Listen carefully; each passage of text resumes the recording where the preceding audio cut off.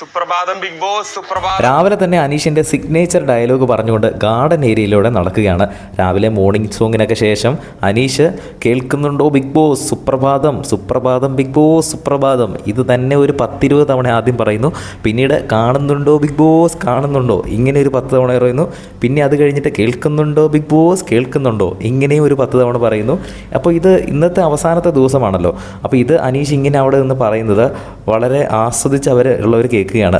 നൂറ പറയുന്നുണ്ട് എല്ലാം കാണുന്നുമുണ്ട് എല്ലാം കേൾക്കുന്നുമുണ്ട്. സാധാരണ അനീഷ് ഇങ്ങനെ ആദ്യം തുടക്കകാലത്തൊക്കെ പറയുമ്പോൾ എന്തിനാണ് ഈ പട്ടി ഷോ കാണിക്കുന്നതെന്നൊക്കെ എല്ലാവരും പറയുമായിരുന്നു. പിന്നീട് പോകെ അവരെന്തൊക്കെ പറഞ്ഞാലും ഇത് മാറ്റത്തില്ല എന്ന് അവർക്ക് മനസ്സിലായപ്പോൾ അവർ പിന്നെ മിണ്ടാതിരുന്നു. ഇന്നിപ്പോൾ അവർ ആസ്വദിച്ചുകൊണ്ടിരിക്കുകയാണ്. കാരണം ഇത് അവസാന ദിവസമാണല്ലോ, ഇന്നും കൂടെ കണ്ടാൽ മതിയല്ലോ.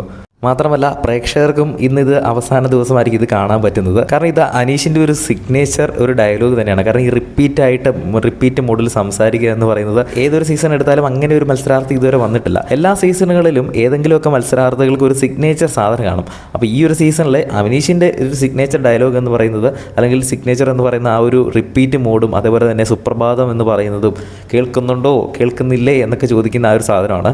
അതിന്ന് മോർണിംഗിലെ പതിവ് തെറ്റിക്കാതെ തന്നെ അനീഷ് അത് അവിടെ ചെയ്തു.